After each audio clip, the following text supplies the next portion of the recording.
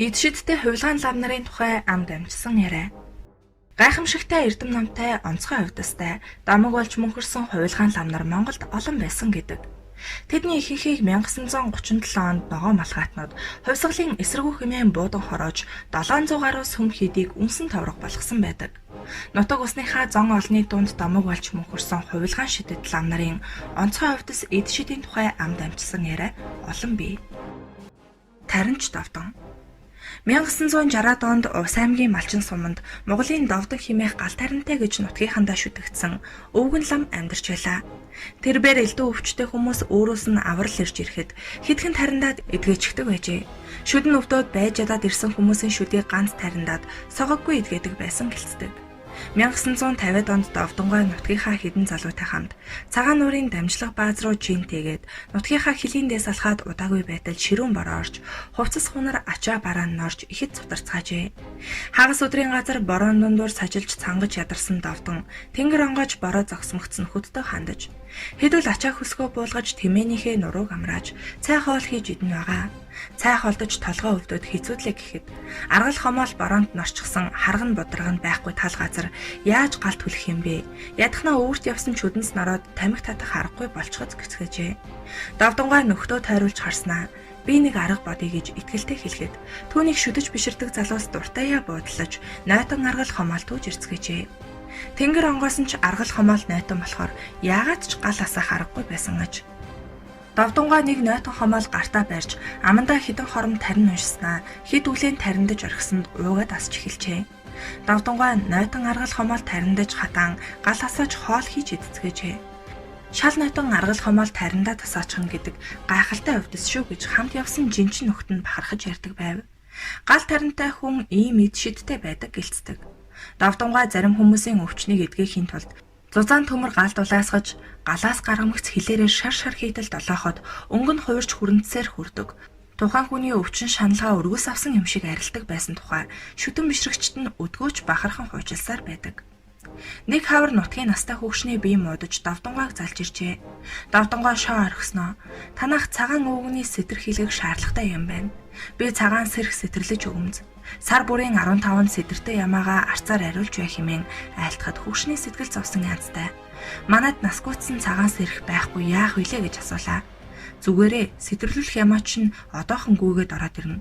Түүнийг л сэтэрлүүлж орхих хэмээн ярьж цай ууж суудал онгорхой хаалгаар цагаан борлон майлсаар орж иржээ. Довдонгой тэр борлон намын хүчээр дуудсан нь тэрвэжээ. Довдонгой цагаан борлонг сэтэрлэж настан хідэнтэй үлээж тариндаад гал тарин эд шидээрээ төвгүй идгээсэн гэдэг. Мэргэн гэлэн пэрнлээ. Буддын гүн ухаан буюу таван ухаанд төгс боловсрч түмэн олонд мэдлэгийн ач тусыг өгч өвчин зовлонгоос авраа зогсохгүй хараал хорлол ад жүтгэрийн аюулаас хамгаалж явсан лам нарын тухай эдүүгээ домог мэт хүрнхэн бий. Тэрхүү домог басан лам нарын нэгэн сэлэм химээх пэрнлээ бөгөөд тэрбэр Хинтээ аймгийн Идэрмэг сумын нутаг Үлзэт хошуугаар нутаглаж байгаад 1960-ад оны ихэр өөд болсон байна. Нутгийнх нь түүнийг жаал гэлэн гэж авгаалдаг байж. Харин яагаад сэлэм химэх болсныг мэдэх хүн байдаггүй аж. Пэрнлээ нь өвгөн болсон үедээ улаан цоохордоо том хамартай, онгор хурцнуудтай буурал хүн байсныг нутгийн хууччулд урсан ярьдаг. Тэр ганц бие байсан учраас нүүж суухт нь ойр саахалт нутаглах мажиг гэдэг хүн тусалдаг байжээ. 100 нүүх болоод ачаа хүсэг ирэхэд мажиг нарын хэдэн хүн гэр авдар савыг нь ачиж байтал жаал гэлэн миний эрх алга болчихлоо гэд бөөн эрэлт гарчээ. Орд ирний орчим гарын үзүүрт байдаг шүүгээ иргэнэг гэд бүхэл газраар хайв. Сүүлд нь тэргэнд очисан авдар саваа буулгаж онгочоод ч олсонгүй. Тиймээс нүүлэхээр ирсэн зарим хүн ундууцаж өөр ирэх олоод лавныз нарны эрдэд хөдлөх юм биш үү гэх зэргээр үйлжээ. Гэвч жаал гэлэн тэдний үгийг тоосон шинжгүй голомтынхоо дэргэд суугаад амандаа нэгийг уншиж гүүр гэдвэж. Энэ үед авдарны доор байсан охины нүхнээс нэг охт нь гарч ирээд өвгөн рүү харж байснаа нөхрөөгөө орчхож.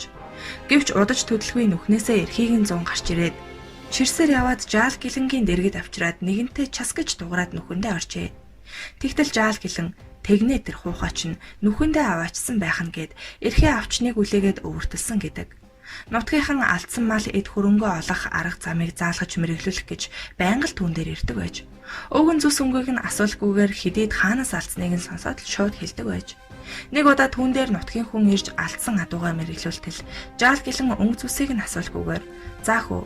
Чиний хул азрахтай адуунаас хүрэн халзан морь, сартай хээр морийг чинь оргодол басвал хүн авчтэй."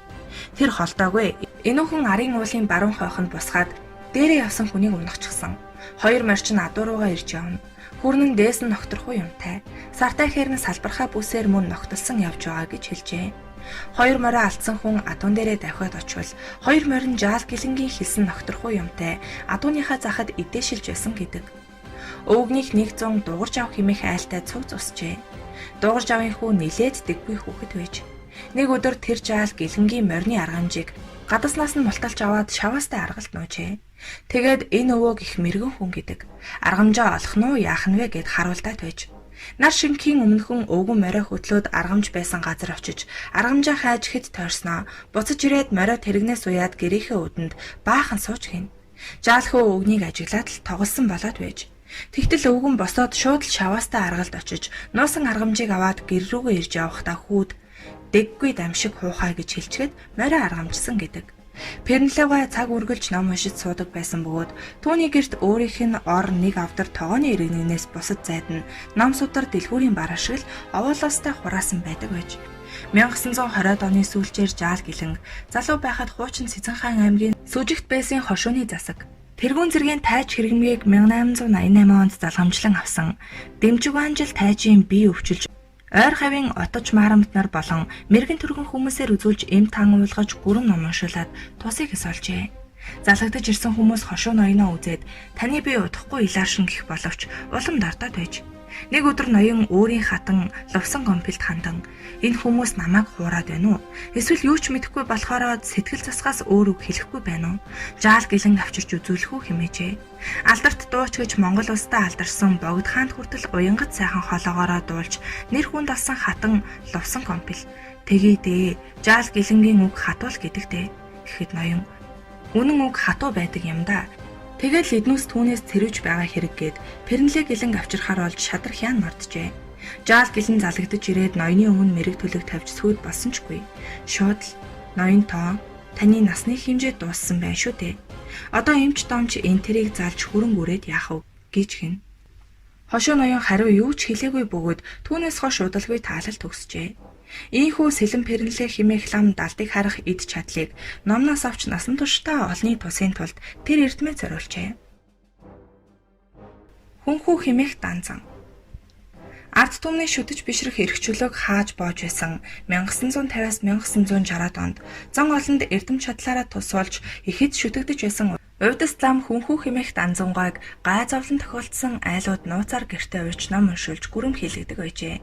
1950-ад оны нэгэн намар гурмасны голд намарчж байсан нэгэн айлын өрхийн тэргүүн өвгний бие муудаж данзангааг урьж ном уншуулж засал хийлгсэн байна. Ном уншуулж засал хийлгэж дуусмагц биеийн тунж илэрхүү байсан гэрийн эзэн тохон дээрээ арай ядан үндэж данзангаа руу харснаа. Би халахын нутагт анд яваа хүүтэйгээ уулзаж чадахгүй болов уу гэж бодогдоод байх юм. Хөтлөгөө морьтой хүн довтлохож хүүгээ дудуулж амьд мэд дээрээ уулзаж гэрээс захаасаа хилдэг юм билүү гэж бодох юм гэж амьсгаатан байж өгүүлэхэд данзангаа мань өвгнийг нэг сүрхий харснаа. Би чиний амь насыг даачглаа шүү дээ. Чи өгөхгүй тэгж хүн морь зовоогоод яах юм бэ? Хүүтэйгээ заавал уулзмаар байгаа юм бол би нэг арга бодъё. Маргааш оройхон яаран сандран давхиад ирэхүй гэж өгүүлээд морджээ. Мань өвгөж хилд болгоогүй байхад хаа хол хүн маань давхиад ирнэ гэдэг юу л бол хэмээн эргэлзэж байлаа. Тэгтэл хачирхалтай юм болж маргааш нь үдээс хойш 200 шахам километр зайтай алсын нэгэн сумын нутагт таруу гагнаж явсан том хүн хөтлөгөө морьтой давхиад иржээ. Хүүгээ үзэж санаа намарсан өвгөн "Хүү минь миний бие муугахыг яаж мэдэж ирв" гэж асуухад "Би юугаа мэдэхгүй. Өчигдөр үдийн алдад гинэт бушуухан хармаар санагдаад байж сууж болохгүй болохоор нь яарад давхиж ирлээ" хэмээн хариулж байсан гэдэг. Ингэж хүнхүү хэмээх данзангаа 200 шахам километр хол газар тарвагчилж явсан хүүг нь номын хүчээр дуудан ирүүлсэн нь тэр ажээ. Өвгөнч төдөлгүй сайхан эдгэрсэн гэлцдэг. Үүл ундаг өвгөн гисэрлам чүлтэм жамц. Сайн уянхан аймгийн Далай Чонхор вангийн хошууны ард олноо. Өвгөн гисэрлам хэмээн алдаршсан энэтхэгийн 81 шидтэнд өвчнгийн нэг. Таан эрдэн чүлтэм жамц нь эгэл бус хүн байсан гэдэг. Түүний юр бусын эд шид увдсын талаар ам дамжин ярьсаар иржээ. 1816 онд мэндэлсэн Чүлтэм Жамцхүүг нялх байхад эцэг нь нас орсон тул эхийн хамт төрсөн нутгаа орхин ээжийнхээ ах トゥ нарыг бараадан хөхнөр хэмээх газар суурьшжээ. Өсөж том болохын хэрээр адуу малтай ноцолдон гэрийн ажилд туслан бусад үед нь тариатын хүрээнд шавлан бурхны номонд шамдан суралцжээ. Хүрээнд шавлан сууж байхдаа юр бишийн болох нь мэдрэгдэж номын багш нь олон удаа гайхан биширчээ. Нэг шөнө багш нь гинэт сэртэл Чүлтэмчин өгсөн хүн амьлуулж гудамжаар амтан хүн айлгаад байдаг боллоо. Үүнийг нь болиул гэж шивнэхийг сонсчээ. Багш нь Чүлтэм чи байна уу гэд гэрэл гаргаад босож чад хартал хүнжилтөө дээлээ хийгээд хүн унтаж байгаа юм шиг тавиад хааны толгойд эрхээ өлгсөн байсан нь өөрөө шажигнт л эргэж байв гин.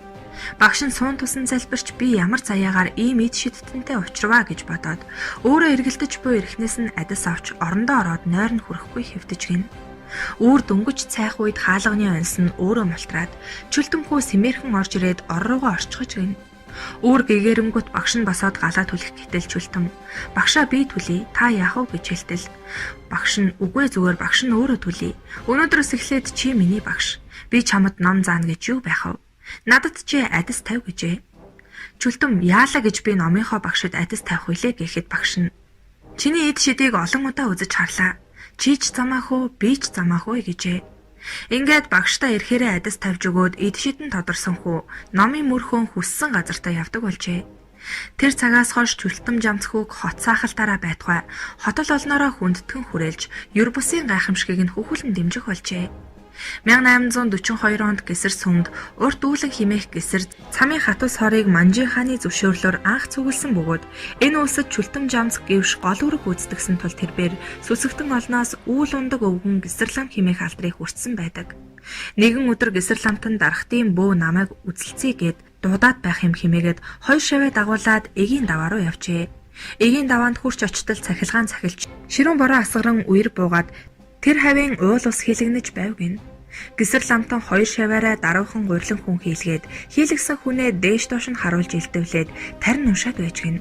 Тэгтэл уулнаас бууж буй үерийн ус тэр гурвын асрын хоёр талаар оволцон урсаж байгаад удалгүй намджээ. Гэсэр лам хоёр шавьдаа энэ гурилан хүн биеийг нь эвдэлгүй эргүүлж тариулж байгаарэ. Одоо хүмүүс ирээд намайг аваад явна гэжээ. Төд удалгүй баахан хүмүүс ирээд манай зайрангийн бие нь муудаад янз янз болоод байна. Таал очиж аргал гэцгээжээ. Очтол дарахад зайран нумраад татчихсан амьсгал хураадгийн даваан дээр байж гин. Гэсэр ламтан тарин номоо унштал зүгээр болчихжээ. Энэ үед хоёр шавь нь манай багш одоо л очсон байгаа гэд гурилан хүнээ тэгшилж засаад тавьжээ. Гурилан хүний хөлийнх нь уулыг ард агзанд нь хүрчихсэн учраас дарахад бөө тийхүү татсан байжээ. Дараа өдөр нь дарахад зайран Гэсэр ламд бууж өгсөн гэдэг. Нэгэн удаа далай Чонхор ванг их хүрээ явах гэтэл хойд тэрхийн цагаан гол үерлээд явуулахгүй тарган морь амбар шар голын усанд живж байж гин. Гэсэр ламтныг дуудаж тарин уншуултал морины олон татлгүй гараад явчихсан гэдэг. Энэ мэдчлэн олон хуучаараа байдаг. Тариатын хүрээний гол сүмийн мөнгөн цогц сулгаад алдагдчихжээ. Гэсэр ламтан урд даваагаар даваад явсан нэг бадарчин авсан юм байна. Даваан дээр нь нохон дүрстэй балын хийгээд туу туу гэж хэлээд булчхаараа гэжээ. Тэгтэл нөгөө бадарчин нохоод туугдан хөөгцөр цогцөө барьчихсан буцаад ирсэн гэдэг. Мөн нутагт нь малын боом өвчин гарсанд Гэсэр ламтан боомтой малын мах аваад иргээд авчирсан махыг нь ганцаараа чанаж идээд боом өвчнийг дарсан. Гэх мэтээр Гэсэр ламтны эд шид авьяасын тухай яриа нутгийн ард олны дунд олон байдаг. Энэ мэрэгэн лам бол уламжлалт ангаах ухаан, тарины ухааны төв халахын томоохон төлөөлөгч юм. Шавнар нь өвгөн Гэсэр ламыг тэнгэрт хайлсны дараа өөрийнх нь гэрээсэлсэн ёсоор тарвахтай нурууны салбар уулсын нэг содном даржаа хайрхны хөх нуурын зүүн урдах 3 онсын дунд сэтэрхийдээр суугаад үрээр нь бунхлан нутаглуулжээ. Тэрбээр би тэнд улаан альбангийн гүйдлийг хаагаад хідэн үеэр сууж бай. Тэгэх аваас энэ нутаг усныханд аюултай өвчин тахал зовлон гачаал тохиохгүй. Идэж уух нь элбэг амгалантай буй хэмээсэн байдаг. Шидийг олсон модон гонгор. Өвөрхангай аймгийн Батүлцэн сумын нутаг орхон голын бэлчээр их байшинтын амны бил хаваар нутаглаж байсан модон гонгор хэмээх нутаг усандаа алдаршсан нэгэн эд шидтэй лам байсан тухай хууч ирээ байдаг. Энэ хүний тухай бодит зүйлс гэвэл нутагт нь гонгорын агуй, гонгорын худаг гэж л хоёр зүйл үлдсэн. Гонгор 1900-аад оны ихэнх үед нутгийн ядуу ард гонжхийн отхон хүү болон мэдлжээ. Гонгор багын их сэргэлэн талбуурын авьяастай хүүхэд байсан бөгөөд 10 хэдхэн настайдаа утаа гүмбэнд мөргөх мөргөлчдийг даган оргож аав ээж нь хэсэгтээ ирж суриглан уу гашуу болж байгаад үгс нь тооцсон гэдэг. Ийхүү хэл чимээгүй алга болсон гонгор 7 жилийн дараа орхим жумсан лам хүн тэнгэрээс буудаа гимээр гинт хүрээд иржээ. Тэр төвд оронд олон жил бурхны ном үзэж нууц тарны ухаанд суралцсан гэдэг байв. Бас үзэж хардаг өвчин зовлонтой хүнийг ангааж идэвхрүүлдэг, гай барцдыг зайлуулдаг их эрдэмтэй хүн болсон байжээ. Мориноос очоод гар нь хугарч, гадна талын мах шүрэмсэн тасарсан хүүхдийн гар дээр хоньны ахар ноос зулж тавиад нэлээд удаан барьж суусан чинь хэд хоногийн дараа бараг сориггүй шахан мэдгсэн. Хүүхэд тогтдоггүй айлд ном гүрэм айлдснаар олон хүүхэдтэй айл болсон гихчлэн нутгийн ахмадууд ам дамжин ярьдаг. Ийхүү гонгор ламтан шидийг олсон гэдэг чимэг нэртэй болсон гэдэг. Гонгор ламтан 100 өөрийн гих бүх зүйлээ өнөөх ачиж ирсэн номоо морин тэргэнд очиж аваад их байшинтын аманд байдаг агууд сууршиж байжээ. Нутгийн ардын дунд гонгор ламын агуу хэмээн нэрлэгдсэн тэр агуун дотор тал гэр хэлбэртэй дээрээ гэрийн тоонны чиний нүхтэй ажээ. Хадан гэр нь битүү модоор хүрээлэгдсэн хэр баргийн хүн олоход бэрх. Тэр агууд гонгор ламтан 7 жил ганцаараа бясалгал хийж сууснаас гонгор ламын агуу гэж нэрлэгдсэн гэдэг. Агуун дэргэд ойрхон 10 м газарт худаг байсан улмөр байдаг. Түүнийг гонгор ламын худаг буюу гонгорын ашаан гэж нэрлэдэг. Гонгор ламыг нутгийнхан ихэд хүндэтгэж биширдэг байсан тул ойр хавийнхан зэрэгэлдээ сумын хүмүүс цагаан идээ гурил будаа зөөж агууд нь эргэж ирэх далимдаа асууж сургалдаг, үзүүлж харуулдаг байжээ. Нэгэн удаа гонгор ламд биеэр нь улаан юм турж, халуурч хоолойн богоод тун хүнд байгаа охиноо дагуулж ирсэн аав бараалхаж гин. Их сайхан зантай тэр өвгөн лам охиныг толгооноос нь хөл хүртэл хэд илж үзээд зүгээрээ маргаашнаас эхлээд хатаж эхлэн гэсэн нь ёсоор болсон гэж нутгийн олон хуучилдаг. Өглөө ороод хуурай мод түүж галалдаг, цай хоолой хийдэг байснаас агуун дотор тал утаанд харалсан байнгын арц хүчний үнэртэй болсон байдаг. Гонгор ламын агуу химээх тэр хадан герт бичиг номын хуудас давуу хуучин хувцсны тасархай ламтны модон орны банз модны өөдөс түлш түлээ гал түлж байсан 3 чулуу хүртэл одоо ч байдаг гэдэг. Агууд 7 жил суухад гонгор ламтанд янз бүрийн юм тохиолдож байжээ. Нэг өдөр бясалгалаа хийгээд сууж байсан чинь агуун үдээр том чон ороод иржээ. Гонгор лам огт хөдөлсөнгүй. Залбираад номол чангахан уншаад иж гэн. Том дэл сервэтээ азарган чон орж ирээд ламтны дэргэд ойрхон ирснээ нэг гүзээтэй тусны булан байсныг зууж аваачин агуун хананд наалдуулж тавиад талыг нь идчихэж шар тостой балангуудыг нь хуу хамчихжээ. Тэгээд ойртоод ирэхээр нь одоо л намайг ноолхон дээ гэж бодсон ч огт хөдлөөгүй гэсэн. Чон гонгор ламыг нар зөв тойроод ирсэн нүхээрээ эргээд гараад дахиж ирээгүй гэдэг. Харин тэр уул хаданд чон байнгын улилддаг боловч ламтны агууд дахин залраагүй ажээ. Мөн нэг шөнө баахан адуу уулнаас бууж байгаа бололтой хуйлран орж ирснээ тооны нүхээр нэг амтан асар их дуу чимээтэй унсан гин. Дэнгээ бариад харсан чинь нэг хөөхөн унаг очсон байж гин. Унаг хаана ирснээ мэдэхгүй шүнжин агуу дотор пижигнүүлэн хонжээ. Гонгор ламт нь ч унтсангүй. Адууч сурггүй алга болсон гин. Өглөө гэгээ орохоор харсан чинь өнөө хөөхөн амтан хамран сарталцаж дуугаран тойрч тавхиад баригддаггүй. Арайчуу барин бүсээрээ аргамжин хід хоноход хүн адуу хоёр овоо дассан гэдэг.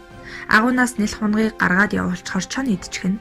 Ямар ч байсан хамт бай гэж шийдээд худгаасаа ус авчран усалж, балингийн гурил цагаан тос өрөм зөөхий, ер нь л өөрийнхөө идэж удаг бүхнээс хуваалцсан хід хонож байтал нутгийн малчин ирсэн гин. Түүнд унгаа өгөөд сайн маллаж хурдан морь болгоорой гэд өгч явуулжээ. Сүүлд бясалгалаа хийж дуусаад нутагтаа ирэхэд нөгөө унаг сайхан цавдар морь болчихсон. Аймаг сумын наадамдаа хитгэд харагдчихсан гонгорын цавдар нэртэй хурдан морь болсон байсан гэдэг. Амтан болж хувирдаг хувилгаан гипил. Энэ хачирхалтай явдал 30-аад оны хэлмэгдүүлэлтийн үед болсон гэдэг. Хүрээ хийдэд олон жил шавлан суусан гипил гэдэг лам юр бусын эдшид увдсыг эзэмшсэн хүн байжээ. Тэрбээр хийдийнхээ толгой лам нарын нэг байсан тул доо яамныхан хамгийн түрүүнд гипилийг хідэн том лам нарын хамт барьж хар гэрт хорсон байна. Гипил гавж ардын засгийг үзэн яддаг байжээ. Түүний хөдөө байсан олон зуун малыг хувьсгалчид хураан авч ядуус тараан өгснөөр гипил гавж ердүүл 5 хантай гэр хідэн баримтаг номтойгоо хоцорчээ. Доо яамныхан хар гэрт хоригдож байсан том лам нарыг ээлж дараалан байцааж буудан хороосоор гипил гавжийн ээлж болжээ. Гипил гавж нөхөддөө би ч яг утаа гүмбэнд хэдэн жил далдын эд шид сурсныхаа ачаар амьд мэд гарчихна. Харин та нар минь л хайран байна да. Энэ идшидийг та нарт зааж өгөх цаг хугацаа даанч алгадаа гэж халагдлаж байсан аж. Ингээд нэгэн өдөр буутай цэрэг ирж Гипил гавжийг доо яамны мөрдөн байцаагч руу туулсан байна. Байцаалд авч байсан гэр нь хар гэрээс нэлээд зайтай байжээ. Гипил гавж зориуд удаан явж өөрийгөө бясалган тарниндаж эхэлсэн байна. Буутай цэрэг түүнийг хурдан яв гэд бууныхаа бөксөөр яварчээ. Эхний удаа явархад бууны үзүүрт Гипилийн махан бие мэдрэгдэж байв. Гипил гавж зориуд орхимжоо толгой дээгүүрээ нөмөрч удаан явсаа байв. Хөдөлж цөхөх Гипилийг өнөөх цэрэг дахин бууныхаа амаар явархад үнэхэрийн гайхалтай юм болж гавжийн махан бие мэдрэгдсэнгүй. Бууны үзүүрт Гипил гавжийн лам дээл орхимж хоёр нь л үлгөгтөн хоцорсон байна. Гипил гавж ийхүү далдын идшид тарин бясалгалынхаа хүчээр дээл орхимжоо үлдээгээд гинэт алга болжээ. Өнөөх цэрэг жигтэйхэн сандарчихсан амтан доо яамны төлөөлөгчдэр гүйж ирэн болсон явдлыг ярьж өөрөө том толгой ламыг алдсан хэрэгтэй баахан банк хүрдэж хэд хоног харгэрт хоригдов. Удалгүй ямар ч гин буруугүй өнөөх цэрэг хувьсгалын эсрэг том лавтай хувилдсан. Түүнийг зориуд оргуулсан. Японы тагнуул ардын дайсан хувьсгалын эсрэгүү энэ тэрээрээ баахан дуудулж байгаад 10 жилийн хорих ялтайгаар шорон руу цүлгэгдсэн байна. Тухайн үед Гипил гавж номныхоо идшидээр ийхүү хэдэн өдөр алга болоод 7 хоногийн дараа нутгийнхаа нэгэн айлд ном айлдан цай хоолоор дайлуулад сууж байхад нь улаан коммунист нэгэн эвлэлийн гишүүнд харалджээ. Тэр эвлэлийн гишүүн тэр дараа доо яамны төлөөлөгчд энэ тухай давхин очиж дуулгахад төлөөлөгч буутай хоёр зэрэг дагуулсаар яаравчлан давхиж ирсэн байна. Мордын төвөргөөнийг асаас сонссон Гипил гавж гэрийн эзэнд "Заах уу? Миний эрэлгүүд намайг баривчлахаар ирж явна. Өтөр түргэн явах минь" гэжээ. Гай болж тэр айлд унлагын бэлмээр байсангүй. Хүүн ганц морио унаад хониндоо явсан байж таарав. Гипил гавж гэрээс гарan хойд уулын ингэр рүү хар гүүхээрээ алхаж гин. Гэрийн эзэн эзэгтэй хоёр гавжийн араас майн уншин залбирч хөөх хэмээн сайн лам байсан юмсан. Ингээд эрэлгүүдийн гарт орж бурхны оронд одох хувьтай байж тэ гэлцэн зогсож байв. Доо яамны төлөөлөгч хоёр цэргийнхээ хамт тэр холоос "Зогс буудлаа шүү" гэж хашгирсаар Гипилийн араас ухасгийв. Гавжийг айлгах санаатай толгой дээгүүр нь хоёр ч удаа хий бодов. Гипил гавж тэдний буудахыг юм чиний тоолгүй цааш хурдлан алхасаар байв. Нэхүүл гуравч хар хурдаараа давхсаар Гипил гавжид 100 м ойртоод байтал үнэхэрийн гайхалтай юм болж гэрийн эзэд хөөж яваа гурвыг харсаар байтал гавж гинэт тарвах болгон хувраад нэгэн нөхрөө гүйгээд орчихов. Хөөж явсан 3 мил гайхаж цэлх өгөрсөн байна. Тэд тарваны нүхийг баахан сахиж байгаад аргаа баран явж оджээ. Гипил гавж ийхүү алга болох амтан болж хувирах эд шидээ хэрэглэж явсаар энэ их эртмийг эзэмшсэн утаа гүмбэндээ очиж өндөр наслаад бурхны орондоо отсон гэдэг. Усыг сархад болгодог улаан лам. Нутаг усандаа улаан лам гэж алдаршсан хувилгаан ламын тухай хууч яриа олон байдаг. Одоогийн Увс аймгийн Малчин сумын цалгарын хийдэд шавлан сууж онцгой хувьдас эд шидээрээ нутаг нугийнхандаа ус уух заяа хайрлаж явсан улаан ламын эгэлгүй их ном эд шидийн тухай одоо ч дурсан ярьсаар байдаг ажээ. Түүнийг 20 дугаар зууны эхээр даах хүрээнд бурхан номын хэрэгээр ирж гавжийн дамжаа бариад буцах гэж байтал хүрээнээс голгүй нутгалдаг нэгэн хошууны ноён жууц тэрэгтэй ирж манай хатан олон жил өвчилж хүрээний номтой чадaltaй гэсэн лам болгоныг залж ном уншуулж гүрэм хийлгэж эм тан авчирч уулгасан боловч засал авалгын уламд ордож хоол унднаас гараад байна. Багш лам маань баядын улаан лам даах хүрээнд ирсэн гинлээ. Тэр ламтан тусуулж магадгүй гэж айлтгаар нь таныг зорж ирлээ. Манад заларч хатныг минь эдгэж хайрлана уу хэмээн гуйжээ. Улаан лам эрхээ нэг татаж үзнэ. Морин цагт хөдлөе. Харин би дагуул гэлэнгээ авч явна шүү гэсэнд ноён уухантаас зөвшөөрчээ. Тэр бээр ноёныхыг зорих замдаа хоол унд хийдэг гэлэндээ хандаж "Чи энд ноёныг очиод миний идгсэн болгоныг идээд байгаарэ. Нэрлэхэх хэрэггүй. Чиний их эдгийн хэрэг одоо л нэг гарах нь. Энэ ноёны авгай бэрд шиг харамч амтай юм. Чамд их хоол өгч хармын сэтгэлийг нь оволзуулж бухимдуулж байж эмчлэх учиртай юм" гэж загсан юмсанж. Улаан ламтан тэр ноёныг бууж хатныхын судсыг барьж үзнэ. "Чи яасан харамч хахир хүн бэ? Харамч хахир учраас нутгийг чинь номтой лам чамд хараал хийжээ. Тэр айхтар хараалыг хариулж хүлдээр чинь босхийг бодъё" гэснэ. Ноёнд хандаж даруйхан насгүйдсэн эрэг гаргаж бүх махыг нь гэдэс дотортой чануулчих хэмээн айлцсныг ёсоор олгожээ. Хоньны бүтэн махыг ламтны өмнө авчирч тавихад хэсэг өөх огтолж галд өргөн хідэн хэрчин мах эцнэ. Дагвал гэлэн рүүгөө түлхэж бүгдийг нь идээд ясыг нь сайхан мөлжөөд орхих гэжээ. Гэлэнгүй намрын тарган эр хоньны махыг яаралгүй зоглож, ясыг нь мүлжиж дуусгах үед хонх дамар дуугаргаж ном уншиж суусан их ламтан тогоо дүүрэн усанд шар тус хийгээд халаачих. Хатантанд хараал хийсэн ламыг би номын хүчээр дуутчихлаа. Тэр лам тун удахгүй давхиад ирнэ. Архинд дуртай сүрхий номтой лам юм. Түүнд архимсуулж болохгүй. Ороод ирэхээр нь архиу гээд энэ тогоотой усыг том хувинд хийгээд өгчхөрөө гэснээ. Тогоотой усыг 3 удаа тарандаж орхижээ. Гэрийн эзэн ихэд гайхсан боловч энэ хувилгаан ламтан хар усыг архи болгож хувиргадаг эд шидтэй хүн байх гэж бодонгоо. Зарц хүүхэндээ хэлж шар тус орхисон ус халаалгаж суутал нутаг хошуундаа нэртэй нэгэн лам орж ирэн амар мэндэ мэдлцэж ноёных түүнд цайн унд өгснээ дараа халаасан шар тустай усыг том хувинд хийж архи уу хэмээн өмнө нь тавьж баг гарын мөнгөн аяг дүүргэж барьжээ. Өнөө лам аягтай усыг амсж үзнэ. Танай архи ямар сайхан гараа вэ? Хэдэн аяг архи үртдэх хэрэгэ гэж баясангой өгүүлээд ууж гарчээ. Улаан ламтан усыг эдшидээрээ архи болгож хувиргахыг нүдэрээ үтсэн гэрийн эзэд түүнийг шүтэж биширч гүйцэв. Архинаас буцдаггүй улаан ламтан ноёны өгсөн сархтыг дундгарын мөнгөн аягаар хүртэх авч юр согтохгүй өвчтэй хатанд элдв засал хийж тарандаж байв. Улаан ламын эдшидээр архи болж хувирсан усны тэн хагасыг уугаад өнөө ламтан ухаан алдан унжээ. Хаач аваад ир гэж улаан ламтны айлцсны дагуу хаач авч өгсөнд өнөө ламын дээлний дотоод хормоноос хэсэгхний хаачлан авч ноёнд нь барьснаа. Та их сайхан сэтгэлтэй буянтай хүн юм. Харин таны хатан хачин харамж хахир муухай зантай хүн байна. Энэ ламтан нэгэнтээ танаад ирж архив гэж нэхэхэд танай хатан ихэд басамжилж харааж зүхэд аягны амсарч зуулгалгүй хөөж гаргасан юм байна. Архи амсуулахгүй харааж зүгсэнд нь гомдоод танай хатанд хараал хийжээ. Хараалыг нь би хариулчихлаа. Энэ ламд огт муу юм санаж болохгүй. Маргааш өглөө сэрхээр нь хатантаа уучлалт гуйж, архитарсаар цайн дайлж, гарынхаа бэлэг өгөөд явал. Бэлгэнд гар татаад хэрэггүй шүү. Та нар энэ ламыг хичнээн хүндэлж найрсан харьцан тэр чинээрээ та нарт тус болох юм байна. Дотоод хормоноос нь авсан энэ даавны үдсийг хайж болохгүй. Хадганд боогоод авдрандаа хийчихээрэй. Одоо хатныг хоолнд оруулах арга бодноо. Тогоондоо 2 шанаг ус хийчих гээд тангийнхаа уутыг нээж атах хөрөхгүй цагаан будаа авч тогоонд хийгээд зөөлөн галаар сайхан агшаачаарай гэжээ. Удсанчгүй атах хөрөхгүй цагаан будаа хөөж тогоод үрхэд тос тавс хийлгэж сайхан амтлуулад хоолноос гараад удсан хатанд том аяг дүүргэн бариулж бүгдийг нь хүртчих гэжээ.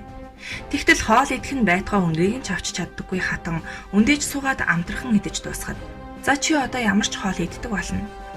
Үүнээс хойш баян ноён барлаг зарц хэмж байсан аашилж загнаж хоол унд харамлахаа боль. Үлдсэн будааг манай энэ гэлэнт хийгээд өгчих гэсэнд ёсоор болгожээ. Өдөш унтах цаг болоход тусгаалan бариулсан гэрт улаан лам гэлэн хоёрыг унтуулж архитарсаар харамгүй дайлжээ. Маргааш өглөө нь хатан эвэрүүл болчихсон байжээ. Салгарын хүрээний хамб улаан лам гэж ийм шидтэй лам байсан гэдэг. Зүсээ хувиргадаг хувилгаан Жамбалд орж. Өвранга аймгийн Баян өндөр сумын угуул Дундгой аймгийн Эрдэнэ далай суманд насыг илгээсэн далаа гүний бандит ламын хойд дүр Жамбалд орж хувилгааны эрдэм чадлын тухай ам дамжсан яриа олон байдаг. Зүйлийг ихтэй газар адуу манаж байсан хүмүүс шүн нэг айлаас их гэрэл гараад байхыг анзаарчээ. Тэгээд тэр айлын гэрэн шатчихлаа гэж бодоод яран очижээ. Яваад очтол дээвэр туурга нь ханы нүднээсээ цөөнгүй цорхоотой. Хар аваахаа нь бах байдгаараа харагцсанд юуных нь тийм их гэрэл гардаг гэлээ. Орж үзье гэж зөвлөлтөд навсархаа үүдийг нь сөхвөл буурын тэнэг гэж дуудусаар байгаад эцэг ихээс өгсөн нэрээ мартсан ганц би бүсгүй. Дэрэгдээ үлхийтэй хүүхэд тавиад сууж байв. Тэрээр адуучдыг мэдснээ дараа та нар миний хүүгийн гэрлийг хараад ирвүү. Би гэрэл харсан хин нэгэн заавал ирнэ. Ирсэн хүн надад шүл хийж авчирч өгнө гэж бодож байсан юм хэмээн ярьжээ. Тэр өдрөөс хойш буурын тэнэг химээгдсэн бүсгүй бурхан хүний их химээн хүндлэгдэж овоохоод нь орж гарах хүний хүл тасрахгүй идэж ухаар элбэг дэлбэг байх болов. Далаа гүний бандит ламын хойд дүрээр тодорсон Жамбалд орч хүү аягтай цай хултай аргаа хөмөрч тавих. Амсрыг нь доош харуулж сэгсрээд эргүүлж дээш нь харуулхад доторх нь асгардаггүй байснаар нутгийн зам олны бишрлийг төрүүлжээ. Түүнийг хувилгаан эд шидээ үзүүлээд удаагүй байтал ээж нь насварчээ. Энэ мэдээг сонссон нутгийн сүсэгтэн олон ээжийг нь хөдөөлүүлж хүүгэн татан авч асрамжлахаар санаа нэгдэж байтал хувилгаан хүү хаяага тойруулан аргал асгаж байгаад овоохоогоо ээжийнхээ шарилтай шатаасан гэдэг. Удалгүй хувилгаан хүү хошуу нутгийн хилээндээ салхаж амьдрах нь гэсэн яриа олны чихийг дэлсэв. Энэ үед өглөө төвчтэй байсан Шарав Дорж гэдэг хүн хувилгаан хүүг залан авчирч би өгдөггүй сэгдэггүй өвчтэй болсон хүн. Та намайг өөхөх сэхийн аль нэг рүү болгоод аль гэхэд хүү. Та энэ голын хүүхдүүдийг цоглуул. Би тэдэнтэй тоглож өнжөөд яахыгаа хэлнэ гэжээ. Шарав Дорж хүүгийн хэлснийг ёсоор болговол биеийг минь илар шуурж юуны магад гэж гортоод голын дагавх айлуудын бүх хүүхдүүдийг цуглуулж тоглоосны зэрэгцээ. Сүйтэй будаагаар дайлж гин. Жамбал Дорж хүү өдөржин тоглосондоо ядарсан юм уу? Эсвэл нойрондоо дийлдсэн юм уу? Шарав Доржийн орны цэжинд сууж байгаад унтаад өгөв. Шарав Доржийг сэрэхэд нар ханын элэг орж байна. Нүдний хор гаргалгүй шөнийг бардаг хүнийг ийхүү унтсанд гэрийнх нь гайхсан гэдэг. Тэгээд Шарав Доржоос таны би яаж вэ гэж асуухад тэрээр би их сайхан амарсан байна гэв. Энэ зур Жамбал Дорж хүү сэрж Шарав Доржийг өнгөж хараад босмоор санагдахгүй байна уу гэхэд Шарав Дорж би босч болох уу гэжээ. Хувилгаан хүүч бос хайртай морой унаад адуунда яв гэв. Шарав Дорж босч хувцлах зур хувилгаанд нь таач амьд бурхан юм а. Хичнээн мэрэгэн төлөгч отож марамбад очиж мэрэглүүл жимчлүүлээд эдгэрх нь битгий хэл. Өдрөөс өдөрт доройтоод байсан биеийг минь ганцхан шөнийн дотор илааршуулчихлаа гэвэл хувилгаан хүү. Таны эдгэрэх миний нутгаасаа явах цаг болсон хэрэгэлтэй гэж хэлв. Шарав Дорж хүүхдүүдийнхээ хон хариулахдаа ундаг буруу зүггүй намхан морийг эмээлэн өгч нутгийн хилээндээс алхах гэж байгаа хүн энэ морийг унаад явах эмээгээд хүүг сугдан мартуулав. Жамбал Дорж хүү морины нуруунд мортох нь битгий хэл мал барьдаг жилбүрч унаж үзээгүй байсан хэдий ч хэдийн морь унаж сурсан хүн шиг дөрөөн дээрээ босон давхин оджээ. Нутгийн хүмүүс хувилгаан Жамбал Дорж болох гэж байгаа үйл явдлыг урьдчилан мэддэг. Өөрийнхөө болон унаж яваа морьныхоо зүсийг хувиргадаг, гинэтхэн үзэгдэхгүй болдог байсан гэж ярьцгаадаг. Нэгэн удаа айлд мөрийтэй даалуу тоглож байгаад надад яаралтай явах ажил гарлаа. Та нар миний хожлын мөнгийг хуваагаад аваарай гэд босчээ. Түүнийг гэрээс гарсны дараа удалгүй орж ирсэн аймгийн нийгмийн аюулаас хамгаалах хилцийн хүмүүс Жамбал Дорж энд байлаа гэсэн хаашаа орчихоо гэжээ. Гэртээсэн хүмүүсийн хамгийн ахмад нь та нарыг ирэхэд уяан дээр шарга морьтой хүрэн дээлтэй хүн таарсангүй юу гэхэд бусдаасаа цол хэрэгмээр арай илүү балалтай нэг нь хар морьтой цайвар дээлтэй хүн наашаа ирж явсан өөр хүн харагдаагүй гэжээ. Ингэж хувилгаан Жамбал Дорж шарга морой хар хүрэн дээлээ цайвар цаашаа явж байгаагаа наашаа болгон харуулж тэр хэдийг чулуу хөөлгсөн гэдэг. Цуутай даяанч дүүгүр задав. 1880-ад оны үед зүүн хүрээний орчимд Ласаас эрдэм номтой зодтолдох урлагт хосгүй мэрэгшсэн 50 орчим насны төвд лам ирж гин гэсэн яриа лам нарын дунд яригдах болжээ. Үүнийг сонссон хүрээний тэргүүн зодоончид түүнийг харах юмсан гэцгээж зарим нэг нодрох чангатай нь тэр сүрхий зодоончтой нодрох зөрөөд үзэх юмсан өөрийнхөө зодооны эрдмийг шалгах юмсан гэх болжээ. Эл яриа яван явсаар баруун хүрээний дүүгүр зодог гэгч залуу ламын санарт хүрсэн байна. Задван тухайн үед өшөглөлцөх, нудраг тавих дүүгүр шидэх эрдэмд хосгүй гэгдэн шагшигдаж байсан тул өөртөө их л итгэлтэйгээр тэр төвдтэй үзүүл үзчихье гэж ярьсан нь мөн л амд амжсаар өнөөх төвд ламын чихэнд хүрчихжээ. Дүүгүр задав нутагтаа нилээдгүй сайн нудраг зөрүүлчихдэг. Гаргууд сайн дүүгүр тавьчихдаг нэгэн байв. Удалгүй төвд лам дүүгүр задавтай уулзъя гэсний дагуу тэр хоёр уулзжээ. Ингээд хүчээ хэрхэн үзэх тухай ярьж байсаар нудраг зөрөхгүй зөвхөн дүүгүрийн эрдмээр үзье хэмээн өдөр судраа тохирсон байна. Энэ тухай хүрээгээр нэг шуугаж лам нар болзаат өдрийг тэсж ядан хүлээж байлаа. Удалгүй хоёр зодоонч болзаат цагтаа богдын хүрээнд болцсон газартаа ирцгээж 100 гаруй лам дүүгүрч хоёр ламын хүчээ хэрхэн үзхийг сонирхож нэгэн том хүрээ болон зогсжээ. Монгол төвдийн манлай зодоончдын нудрагалцаанч ёстой үзүүштэй юм болох нь гэж хөгшин лам хүүрнэлтэж байв. Лам нар хүрээ-хүрээгээрээ ялгаран зогсжээ. Өндөр цагаан лам олны өмнө гарч ирээд хоёр ламтныг дуудан гаргаж ирэхэд тэд хоорондоо хөөргөө солилцсон тамхилцгаав. Төвд лам эхлэн ам нээж нудргалцахаас өмнө дүүгүр эрдмэр хүчээ үзүүл ямар вэ гэхэд дүүгүр задав надад аль нь шалгаагүй гэж хийчүүн дуурчээ. 200 алд газраас ээлжлэн бие биенээ дүүгүрдэх бөгөөд халарч зогтохгүй гэсэн дүрм гаргажээ. Хуран цугларсан лам нар сурын харваа үзэх мэт хоёр талаар гудамжлан зогсох бөгөөд төвд лам дараа нь гомлохгүй тулд та эхэлдэ гэж ихэмсэг хэлээд цааш алхав. 200 алдын цаана төвд лам завлан сууж бясалгал хийж эхлэхэд задав хоньны арсыг зүсч хийсэн шунгандаг шар хэмээх дүүгүүрэндээ чулуу хавчуулан хэд эргүүлцнэ. Чүүгээд чулууг тавихад чулуу агаар зусан шунгансаар завлан суугаа төвд ламын толгойд тас буутал оноод газарт очиход мань ламтан ёоч гэсэнгүй толгойн чагарсангүй. Хурсан олон дуу алдцгааж аргагүй л номын ойгүй чадaltaй хүн юм да гэж шогшицгааж байв. Хэсэг хугацааны дараа Төвд ламыг босч ирэхэд задуу. Би дүүгүүрээр төдийлэн сайнгүй. Ахиж нэг удаа дүүгүүрдвэл та болгоохсон болов уу гэхэд Төвд лам ярвайн толгой тохиод бясалгалаа эхлэв. Задуу аман дотроо чи тэгнэ байгаа гэд дүүгүүрээ сольж үхрийн ширийг зүсч хийсэн даргай хар химэх дүүгүүрээ гаргаж ирээд бэлдэж тавьсан чулуунуудаас арай томхныг дүүгүүрэндээ хийж хавчулав. Чулууг дүүгүүрт сэнсмэт эргүүлдэхэд хүрхүр дуугарна. Дүүгүүрийн хар сур тасгиж дуугарахад чулуу сум мэт шунгансаар Төвд ламын толгой руу ойртов. Гэтэл нисэн очиж байсан чулуу хоёр алд хэртээ ирснээ босож эргэлдэн газар тунчхав. Энэ мөчөд Төвд лам муухай орлон гэдргээ харан унлаа. Лам нар гүйлдэн очиход Төвд ламын зулаанаас цусгасгарч байлаа. Тэгээд хэдэн удаа татуулзаад амьсгаа хурав. Хундан ягаан цус шанаа нүрийг нь даган урсна. Энэ үед нэг хөгшин лам хийн задраад гарчглаа да хөөх юм гээд ханцуундаа залбирав. Хажууд нь байсан залуу лам хийн задарна гэдэг чинь юу гэсэн үг вэ гэж асуухад хөгшин лам дотоод хүчээ нэг дор маш ихээр хуримтлуулсан байна. Тэгээд тэр газарт нь чулуу ирж цохилгүй хуурсан тул хамаг хийн тархийг нь задалж сүнсийг нь дээш гаргачихлаа гэжээ. Энэхүү гайхалтай явдлыг харсан лам нар мэл гайхсан гэдэг. Төвд лам яагаад үхэтгийн унав гэдэг нь их л учиртай байж дотоод хүчний хит их төвлөрөл гаднаас эсрэг нөлөө ирэхгүй тохиолдолд ачаалал нь хидэрснээр тархин зад үсэрч ийхүү аимшигтай юм болсон байжээ. Ингэж дүүгүүр задав нэгэн Төвд ламын амь насыг золигт гарган байж нэр алдраад урсгаж байсан гэдэг. Энэ нь олон жил уул хаданд бясалгал буюу даяан хийсний эд шид бөгөөд эрт цагт иймэрхүү бясалгал хийгээд цууд гарч байсан даяанч нар Монголд цөөнгүй байсан гэдэг.